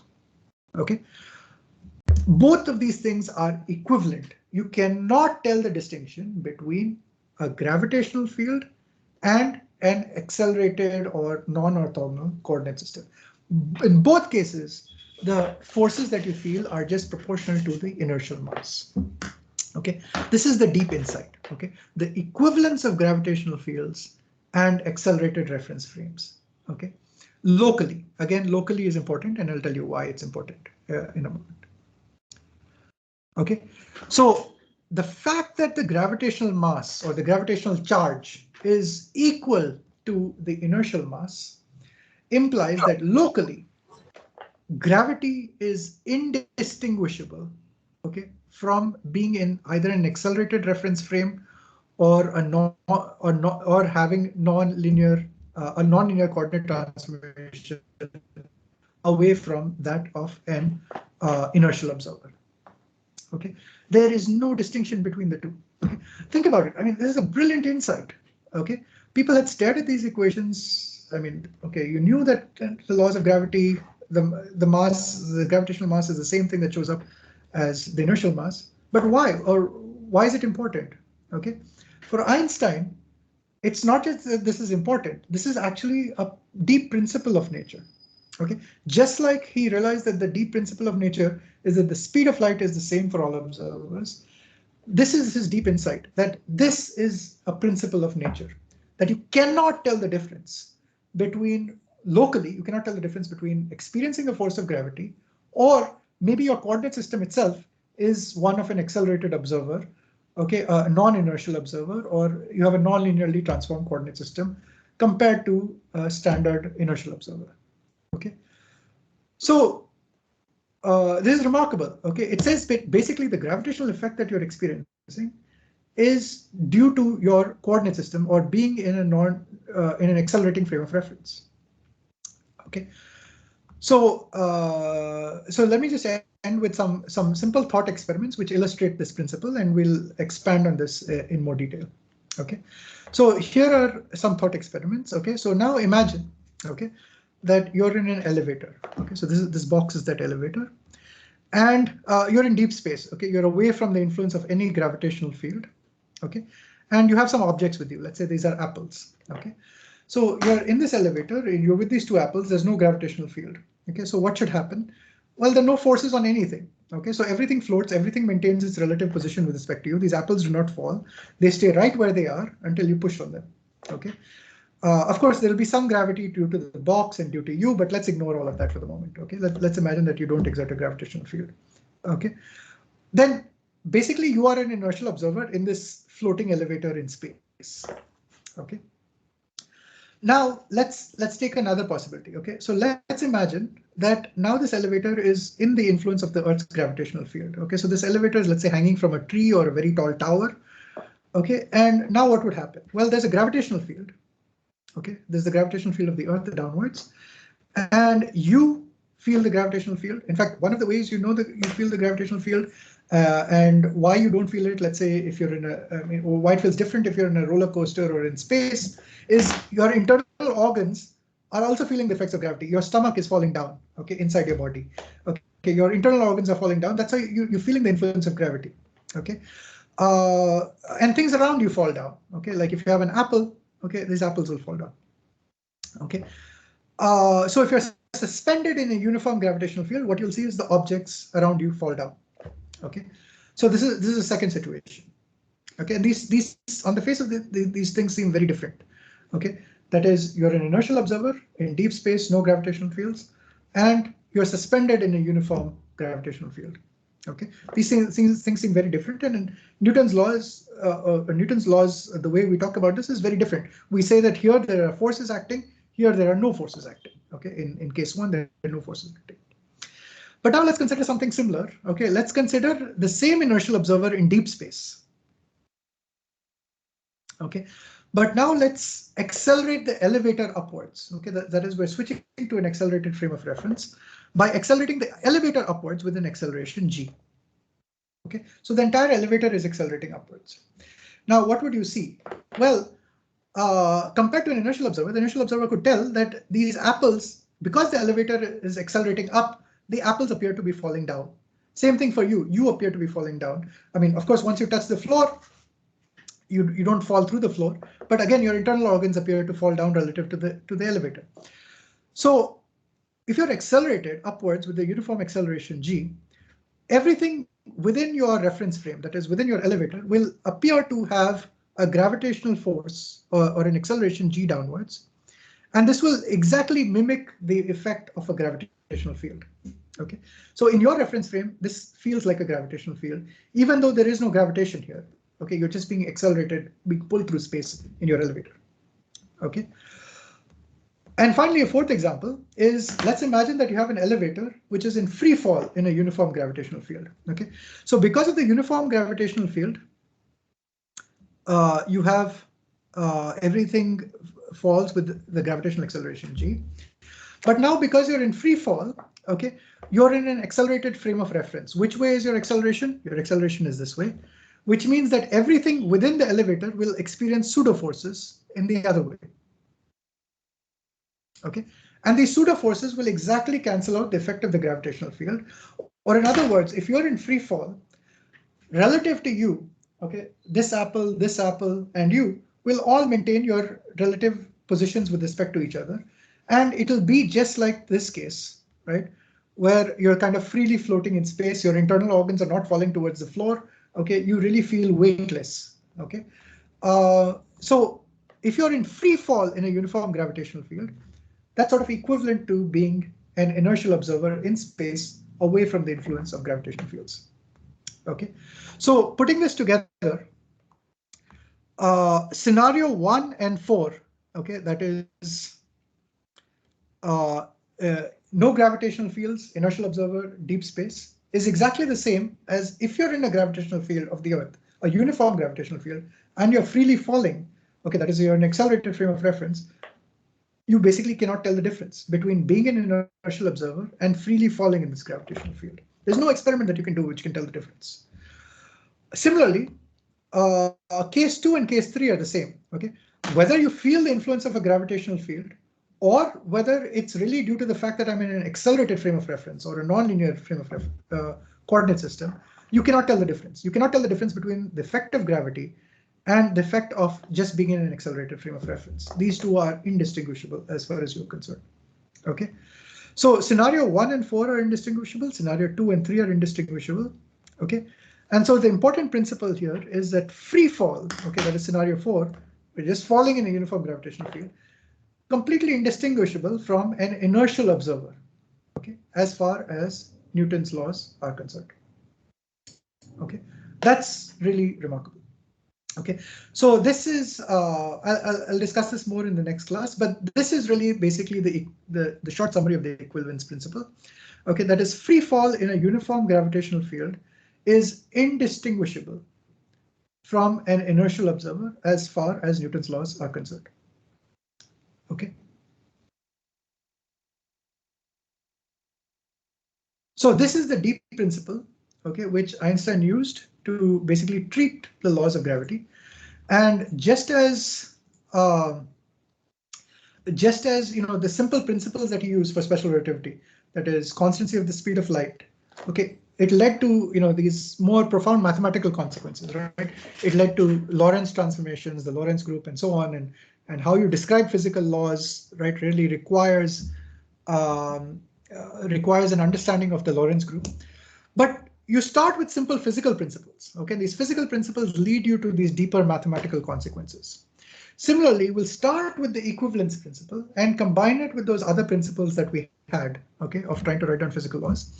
And what we'll see is it leads to a very sophisticated mathematical framework. But the starting point is just the simple physical principle.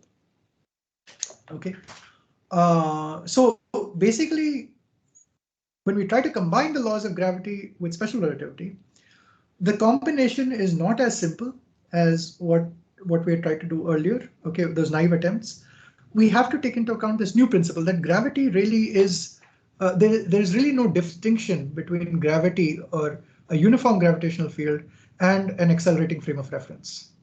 Okay, so somehow this deep principle has to manifest itself in the nature of physical laws.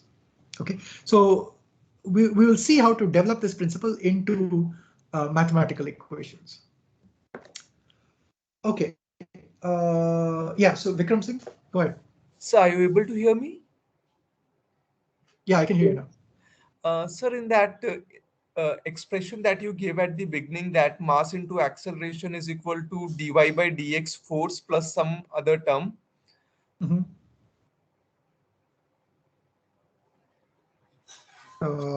Here. Yeah. So the when we have, so when let's say we have an accelerated frame of reference, dawa ym by dawa xk may not be 1. It may be some function of x, because y is a function of x. So the force felt is not only dependent upon mi, but it is also dependent upon the accelerated acceleration derivative of the acceleration with respect to the other frame. You're talking about this term? Yeah. No, so okay, so there's no m here, okay, because this is the external force that you see in the inertial frame, right? What I did was I used mx double dot is equal to f in the inertial frame to plug in f here. Okay, so the inertial mass does not show up here. Okay, this term. The inertial mass is showing up here in the pseudo force term. So what I am saying that Fk would have another component associated with itself, which would be related to the acceleration. No, so the way you look at the way to interpret this equation is mass times acceleration in my nonlinear coordinate system depends on the force that I feel in the inertial frame of reference times some factor, which, as you pointed out, can be space dependent. But it's not. Yes. This thing is independent of the mass.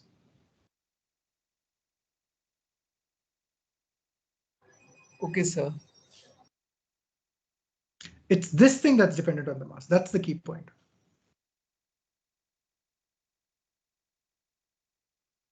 Okay. Yes, I mean, it looks like a trick because I replaced mass times acceleration by the force, but really what I'm doing is this is sort of an identity in the sense that I'm saying that the acceleration that I experience in my new coordinate system depends on the force that I felt, that the inertial observer felt. But if we consider it normal equation like mi into acceleration is equal to some term into force, so the force is multiplied by some spatial term, and so it has an additional component. So force. I would not call it an additional component. It's a spatially, I mean, it has an additional spatial dependence. Yeah. So in that case, if I calculate the effective mass, so if I divide mi ym by this term, which is equal to Fk. So in that sense, can we say that the effective mass has been reduced? You could do that, but I mean, what I'm saying is think of this as a new force that you feel in the accelerated frame of reference. This force has nothing to do with the mass of the particle. But this force, the pseudo force, does depend on the mass of the particle. Okay, sir. Okay. So it does have some weird coordinate dependence, which is different from that of the inertial observer, but it's independent of the mass. Fine, sir. Okay. Other questions? Sir, my question is not related to the topic. Suddenly my MS Team like kind of crashed and I can't see the shared screen after that. Can the others see it? Yes, sir, it's visible to me. Okay, in any case, the recording should have it, so you can just go back and look at the recordings because I can see it on my desktop. Okay. I have a few questions. I don't know whether it has been asked or not. Because, so one of them was that you said like the pseudo force and the gravitational force, both of them are dependent upon the inertial mass. Will the form of the force play a role like the pseudo force that need not to like depend upon 1 by r square as compared to gravitational force that we see in Newtonian? So this equation doesn't tell us about the generation of the force, right? This equation is the force experienced by a particle. The generation of that force is described by Poisson's equation, right? I mean, or the generalization of Poisson's equation. We'll have to deal with that separately. But yes, I mean, does it depend on 1 by r? I mean, basically, you'll see a different gravitational field, right? I mean, this is only saying that you'll see a force which is proportional to mass, but the gravitational field that you see will depend on the coordinate system that you're using. So the equivalence in the sense is only dependent upon the inertial mass and nothing else. Okay. Yeah. One more thing, I think that will be a bit of STR, but I was thinking like Einstein thought about like speed of light being constant for all the observers. If that is not the case, what are the repercussions of it? Like some extreme repercussions that we will see if it isn't a constant for all observers. Well, first of all, this Michelson-Morley experiment is kind of what convinces you that the speed of light is this. I mean, that's one interpretation of the null result of the Michelson-Morley experiment. So you would have experimental consequences, which would which you could test, right? If let's say the speed of light, if there are violations of special relativity. I mean, people have tried to test this, let's say, in the context of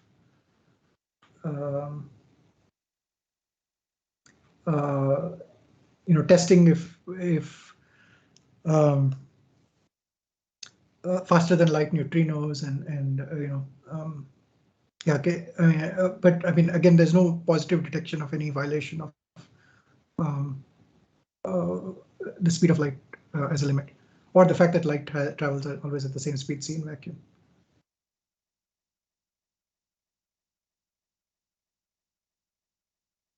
So, I mean, I don't have any specific experimental test. It depends on, what is the alternative model that you propose. Also, how did Einstein came about this constant light? Like, how did he come across this idea? Again, okay, so you should go back and view the special relativity lectures. But in the beginning, one of the main things is this idea of this Michelson-Morley experiment. And I also mentioned briefly in the last class that in Maxwell's equation, there's a constant speed of light. And the question is, in which reference frame is that the speed of light? Okay, and it was thought that there's some special frame called the ether in which it is the right speed.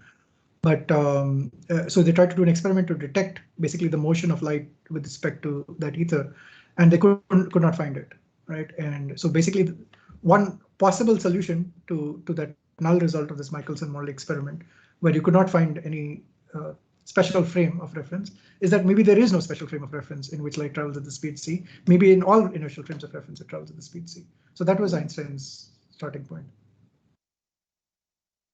Okay. Yeah, Vikram Singh, your hand's still up. Do you have a question? No question, sir. Okay. Toshif? Yes, sir. So this equivalence. So in the end, we can say that according to this equivalence principle, like if some observer feels gravitational force, so like he wouldn't be able to say whether that is true gravity or because he's in some accelerated frame or some bad choice of coordinate. Okay, so there's a very important caveat there, which is uniform gravitational field. Okay.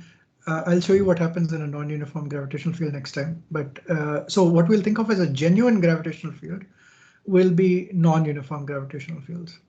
Okay, and there, yeah, we'll discuss that in the next class. Okay. But yes, in a uniform, there's no distinction between a uniform gravitational field and an accelerated frame of reference. So, but that would be the case for uniformly accelerated frames of reference, right? Then we could match any gravitational field. Yes. No, but it's not going to be true for. I'll discuss what happens in a non-uniform gravitational field in the next class.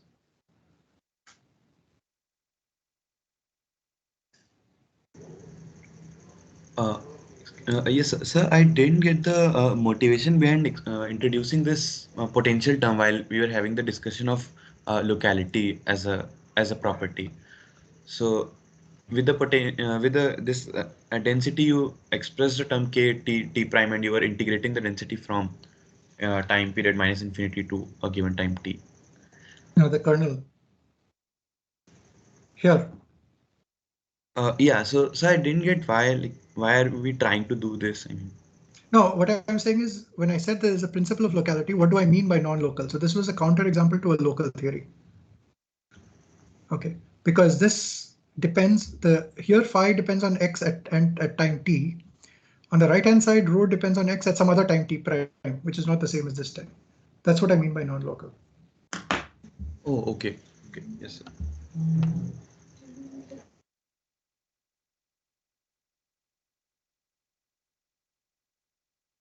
Okay, so let's stop here and we'll meet on Tuesday next week. Okay, have a good weekend. See you.